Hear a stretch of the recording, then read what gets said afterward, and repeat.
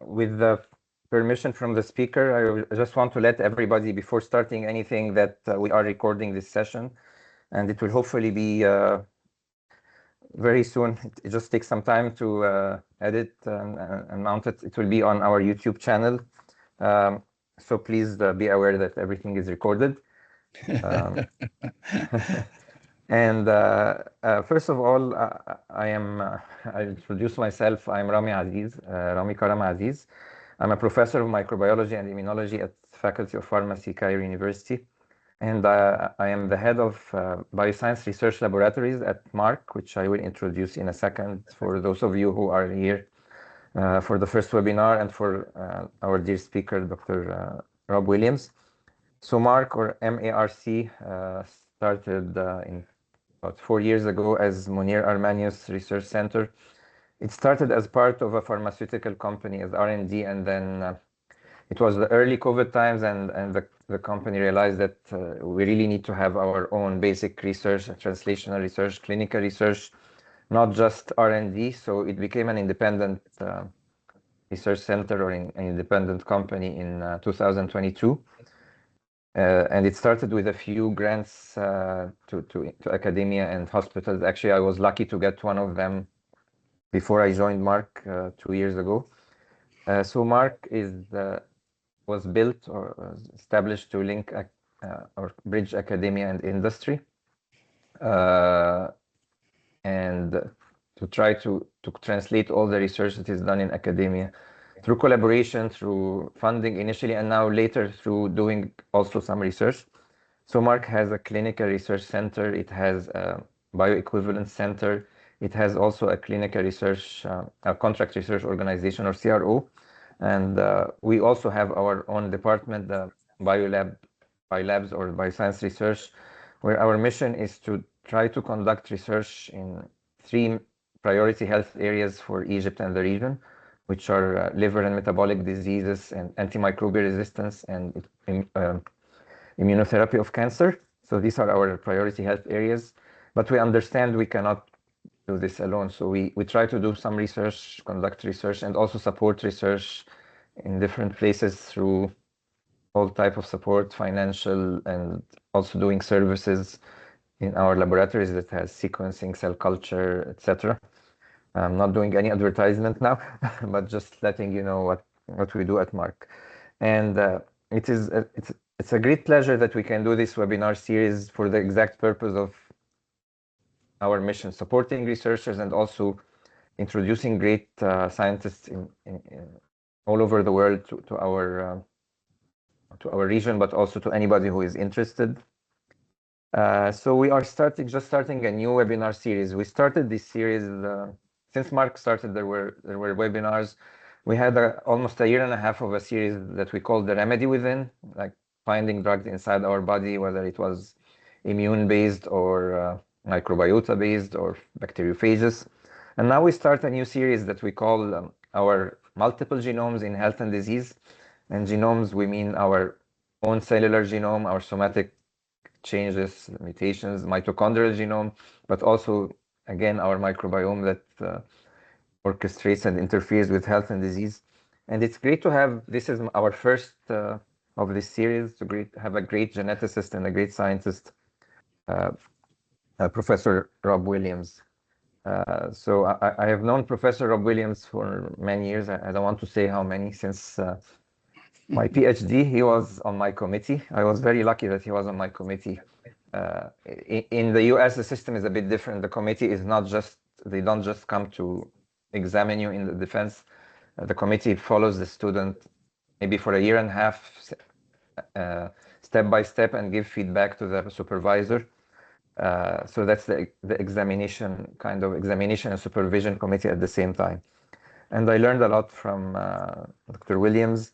And after my PhD, we started collaborating with him in what he will talk about, a lot of animal experiments, recombinant animals that have genetic distinction. And I learned a lot from Dr. Rob, as I said. And in the way I shared it on this webinar on social media, he taught me one of the best things I ever learned is It sounds obvious, but you don't learn it except from the experts, is that you have to really look at your data, no matter how big the data is. Open the file, Excel file, text file, just look at the data. You may find a 0 that is an O, or you just do a histogram for every numeric value. You just do a pie chart for categorical variables, etc.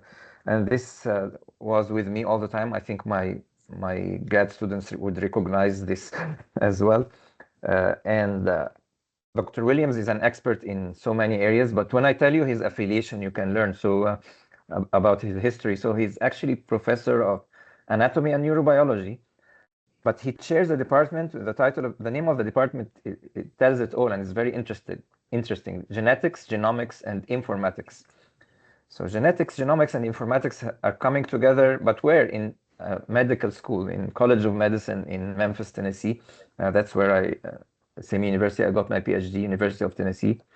So he's a master of, his passion is, I think, is about neurobiology, physiology. That was his undergrad and PhD.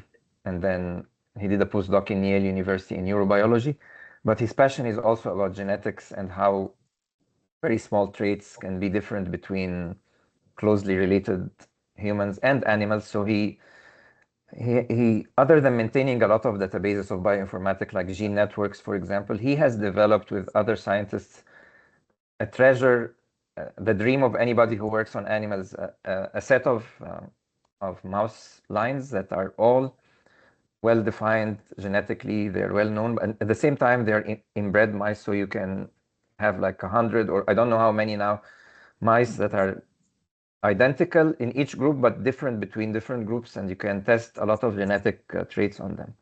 And Professor Williams chose to study the hardest part, is the human brain, how it works, how we age as well.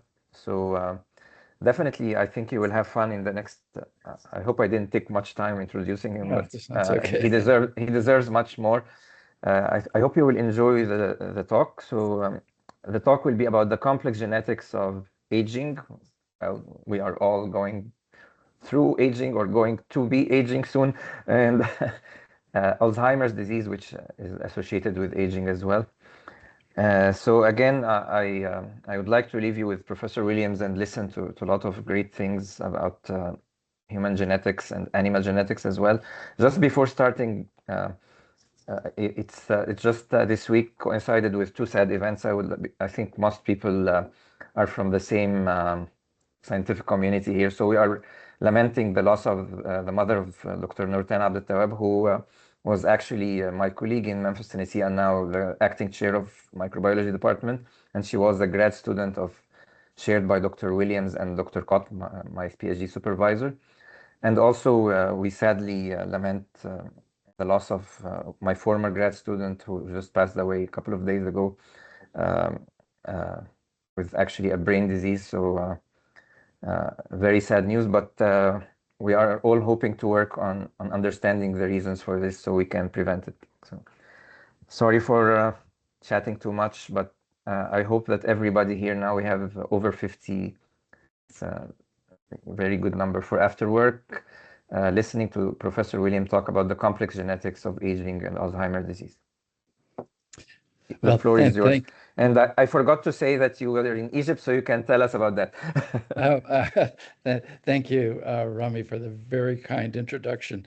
Actually, salam alaikum to everybody. I actually lived in Tripoli for 5 years of my life, and unfortunately went to an American school. So I got up to Wahad Nain Talata, and after that it got a little bit fuzzy.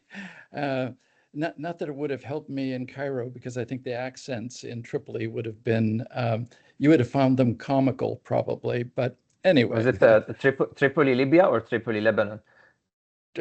Tripoli, Libya, where the oil was, Rami, of course. Yeah, my dad was supposedly an oil executive, but I found out after his death that he actually was something quite different, as you might guess. Anyway, be that as it may, I'm delighted to. I would love to be there in Cairo, because, as Rami mentioned, I have touched down in Cairo for about 1 hour while waiting for a flight to Luxor, And my wife stayed in Cairo for a week on her own and loved it. And I'm just sorry that I had other obligations. So I want to come back now and go to the huge new museum that you have there. That would be just a wonderful experience. Let me start my screen. So I hope you are now seeing my full screen. Yes, True? yeah, I can see your Okay. full screen, but I will let also Ramon, is everything in shape? Okay. So Yeah, we it's a basically, bit Screen is a little bit blurry. yeah, it's a bit blurry, but I think should be okay now. okay. All good, I hope. Let Rami or Raman know if it's not, but it's good for me. I can't see any of you, but they're going to intercept any questions and let me know. Three topics here. Complex genetics, so I'm going to introduce that, and Rami gave you some preview of that, having to do with a family of animals we've produced. I will then switch to aging and finally to Alzheimer's disease. And I have about 45 slides. I'm going to move quickly because I realize you're at home with family for the most part right now and may not want to stay up too late. So the first part of this talk is really what's it about? And it's very much about what Rami mentioned the MARC Center is about. It's about this challenge of how to treat human diseases effectively and at scale. You can study one disease and perhaps even develop a cure for it, as we have for sickle cell disease relatively recently, but it might cost a fortune and it might not scale to thousands of other diseases. So we need methods that scale well, and they need to be able to handle not just Mendelian type mutations like those in sickle cell disease, but we need to be able to handle the more complex, environmentally modulated diseases that we all suffer from wherever we live, including diabetes, type 2 diabetes, metabolic syndrome, Alzheimer's disease, cardiovascular disease, and of course, the topics that Rami mentioned that he's an expert on, infectious disease. It's perhaps not a coincidence that Rami joined in 2022, right after the height of the COVID pandemic. So the challenge is double for humans because each one of us is genetically unique unless we happen to have an identical twin that we can use as our test. We can have a case in control. There's a lot of interest now in getting digital twins, but I think we're about 500 years from effective digital twins. Maybe I'm being a little bit pessimistic, but digital twins going from in silico to in vitro is definitely a way to go, but it will be difficult because so many of our diseases are highly complex. And so what I've been doing for the last 25 years is trying to build resources that essentially have anticipated what we often call precision medicine or precision participatory healthcare. We'd rather do healthcare than medicine. And the focus of this talk, as you'll see on the bottom of this slide, is on strategies and tools, on aging, and then finally on Alzheimer's disease. And my goal in this presentation isn't to impress you with any one thing, but to let you know that everybody that's listening to this talk right now has access to amazing resources just by the click of, just by linking to a URL and exploring the data. There is so much you can do online. You do not always need a lab. As a matter of fact, it's more efficient now to do work at home with a high-speed internet. And the other theme I want to leave you with, and Rami mentioned this, that I tend to be very adamant about the importance of data quality and data lifespan. So I will be talking about aging and the lifespan of humans and mice, but there's also the lifespan of your data, of code you write, and of mice, and of you, of course, as a human. And unfortunately, none of these are long enough. Typical lifespan of data might be 5 years. Can you find an Excel spreadsheet you did, Rami, when you were in Memphis some 20 years ago? It's a challenge. Can you find the code you wrote 10, 20 years ago? Good luck. So we really have to focus on how we stabilize data because it can be extremely valuable. Our goal in general, as and I'm sure this is a goal shared by the MARC Center, is genome to phenome prediction in humans is the goal. And there's a little typo there, cyst the goal. But it's more than that. It's also therapeutics and understanding gene bioenvironmental interactions. And I'm going to introduce you to a concept called smart data. Data should ideally live a long time, as I said, and it should also inevitably come with metadata. If I send you a spreadsheet and it's 2 megabytes of data, but it doesn't have headers and doesn't have good metadata, you might as well just throw it in the trash. It's of no use. So data without great metadata is almost useless. So many times you'll go to a high-profile paper in Nature or Science and pull down the data, and the metadata is totally inadequate. So I just want to say that not only does the data have to live a long time, but the metadata has to be more than adequate, and it has to be as good as you can make it. Data also has to be quality controlled, and that involves what Rami mentioned. You have to explore your data, not statistically, but using exploratory methods. And what makes data smart? So I'll show you this. I won't belabor the definition, but essentially it has to be coherent. And I'll explain what that means. And it has to be multiplicatively useful. That's a hard word to say, multiplicatively. So if you add one vector of data, it now multiplies by hundreds, thousands, or even millions of relations, so that you're building essentially your own, almost a transformer model of data. Data also have to be findable, accessible, interoperable, and reusable, the FAIR standards. And on this slide, I just want to leave you with a quote from Rob Pike. It says his rule number 5. Rob Pike is a famous computer scientist. He said rule number 5 is that data dominates. If you've chosen the right data structure and organize things well, the algorithms will almost always be self-evident. Data structures, not algorithms, are central to programming. And it's eerie that he wrote this, because he wrote this before there were large language models. It's definitely the case today, because with large language models, you can point a large language model, such as Opus 4.6, at a data resource, and it will do amazing things within minutes for you. And you don't have to program. It knows enough programming to figure out the algorithms and take care of you.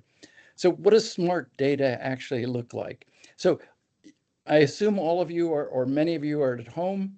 I want you to either pull out your phone from your pocket and go to the site GeneNetwork.org, and I'm going to show you what it looks like. And then I'm going to take one of Rami's data sets, older data sets, and I'll show it to you again. So you're going to get 2 of these. So if you go to GeneNetwork.org, you'll see a screen that looks something like this. It says GeneNetwork, and it will say mouse at the top under species. Group, it will say BXD family. Under type, it will actually say hippocampus. That's the default. And I want you to change type to read traits and cofactors, where I'm circling right now. And then where it says, it will say then BXD published phenotypes. And then I want you to type in, if it's convenient, 18524, and then hit the search button. So those are your instructions. If you take a screenshot of that, you'll be good. You can do this whenever you want. If you don't take a screenshot, that's okay too, because here it's all over again. Hi, Rob. I will just interrupt for a second. There is a Q&A tab that you can enter any questions at any time, and Dr. Williams will take questions in the middle, not in the end, so between sections. So feel free to. The chat is not open; it's the Q&A session. Sorry, Rob. You can. Continue. Okay. No, thank you very much. And so what was the number again? 18524. Yep, you got it. And here it is again. So this will take you to data that we'll talk about towards the end of the talk, which is brain weight data. So we measured brain weight data in a ridiculous number of mice, probably about 5,000. And we did this, those 5,000 mice belong to about 120 different strains that have been fully sequenced. And that trait is this 18524.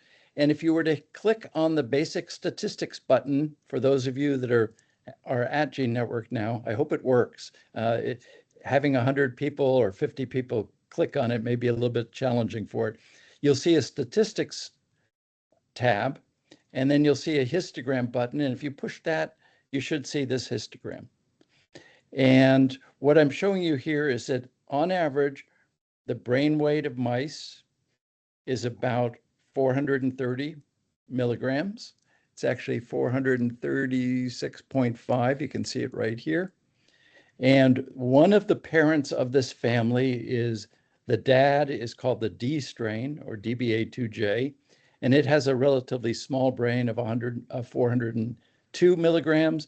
And the mother is the famous C57 black 6 mouse, and it has a relatively large brain of 471 milligrams. So big difference between mom and dad. And you can see the kids have different brain weights. Some are much larger, and some are significantly smaller than either parent. So that is where you'll go. And now, what do smart data look like? Smart data means if I have, this is a vector of numbers. It's just a column of 120. And I can then compute the correlation between this set of data and any of about 15,000 other sets of data that have been gathered for the same types of mice, for the same strains. And you can't see it very well here, and I think if I zoom, it won't do anything for you, but these are all the correlations. Does that do anything when I've just zoomed? Can you see that? I don't think that does anything, but I'm zooming over here. We can see the color. We can see the colors and things are more but correlated and things are negative. All right. But this is a correlation matrix of brain weight is one of these traits, and then the other traits are what is the correlation between X and Y, or X through, or A through Z here. I'll be showing you, this is how you would do this. You would calculate the correlations by simply saying, you would go in GeneNetwork and say, calculate correlations, and it will calculate the correlation of this brain weight with any of many hundreds to thousands of other traits. So here it would give you the top 2,000 traits. Now I want to back up because I will be coming back to that. So don't be frustrated if you didn't get that all, because I'll be doing it again with Rami's data. But I want to return to why are we doing this? It's about genetics. So when we treat humans as physicians or PhDs, we're always taught that you have to treat the individual. You can't just treat an average 60 kilogram or 70 kilogram male or female. You have to treat the individual. And there's a lot of interest in precision healthcare. And here is an effort that's ongoing in the United States called the All of Us program, in which a high diversity of American subjects are being genotyped and to a certain degree phenotyped. And you'll notice this is a very biased population here because there's only one old person. Everybody else is under the age of 30. So I find this rather comical. They were obviously trying to go for diversity, but they forgot the age axis, which of course I'm very sensitive to now. So the problem with mouse research in general, and no wonder translation has failed, is because 95% or more of mouse biomedical research uses C57 black 6, the mother I mentioned of our cross, also known just as plain old black 6. And this is inexcusable. So if you look at the high profile papers in mouse biology that are published in Nature and Science, again, 95% of them will use one strain of mouse Let me just say that again, one strain of mouse. These studies, no matter how large the sample size, are N of 1 studies. And I want that to sink into you. And all kinds of mouse researchers are puzzled by why things don't translate. And of course, healthcare professionals are, you will very frequently hear them say, mouse doesn't generalize to humans. And they will often say it's because it's a species difference. No, it's not because of a species difference in most cases. In most cases, it's because the mouse researchers are only studying one type of mouse. So I want to leave that with you as a hard statement. And it's our fault. It's people like it, it's mouse biologists' problem. Now, I'm a mouse geneticist, so I know I shouldn't commit this sin, and so I haven't. And I've been building resources that are highly diverse, that have diversity that's greater than human populations. Three types of resources: genetic families of like the BXDs that Rami introduced you to and I just told you about. They're stable. They're in China. They could be in Egypt in 6 months if you wanted them. They're all sequenced, and they all come with 50 years of legacy data that can be reused and reused and reused. So very deep data. We also have built GeneNetwork, which I'll show you again, which is a method for weaving all of these data together. So if you're a carpet, if you're making a carpet, you do need your strands, you do need the wool, but the wool is not the carpet. You need some way to weave it all together, and we don't have that in biomedical research for the most part. We put our hands together and hope that AI systems will weave the data together for us, but frankly, that's pretty lazy. We need the resources and the tools that will do part of this for us. And so GeneNetwork.org is my attempt over 20, since actually I set up GeneNetwork in 1994. It is the oldest web service in biomedical research, period. There is no older resource in biomedical research. You can go to Wikipedia to validate that. We started it January 1994, which was within about 3 months of there being a method to a web server software. So this is what MARC is all about. All three of these last two for sure is what MARC is all about. Of course, MARC would also like to support itself. So that means being a CRO. And I would love to see these resources in a CRO. Here's the standard complexity over on the right side: environment, food, drugs, sex, age. These are cofactors that you have to factor in any clinical study, usually. Then you want to drill down to your particular system. Are you interested in aging or Alzheimer's disease or ophthalmology or epilepsy? Are you interested in a disease that already has a known mutation in a gene such as HBB and sickle cell? And do you have data on DNA variants, single nucleotide polymorphisms, copy number variants, and insertion deletions? So the BXDs have a very simple pedigree. There's the mom I already introduced you to, the dad. This was a guy with the smaller brain, and the larger brain female. Well, the whole strain has a bigger brain. And then we make a classic F1 intercross. So this is stuff you would have had in medical school or in high school even. This goes back to Mendel, making an F1 intercross, an F2 intercross. And then what you do, the little trick here, is you just inbreed one of these, a male and female pair, for 20 generations. So instead of going from F1 to F2 and stopping, you go all the way to F20, and that costs money, but it's well worth it. And we've made about 100, we've made over 200 of these, and about 100 are now good breeders. In other words, you can get 100 different BXD strains, all coming from the same mom and dad. And now we're going to spin these data using Rami's data. So what does smart Aziz data look like? So if you have your link I have no idea that these data are still there. It's I thought 25 this might years. surprise you, Rami. Yeah. So what does smart Rami Aziz data look like? So this is data that was published in a PLOS pathogen paper in 2008. So that makes it 18 years old today. And normally you would think data that's 18 years old is, who cares about it? It's junk.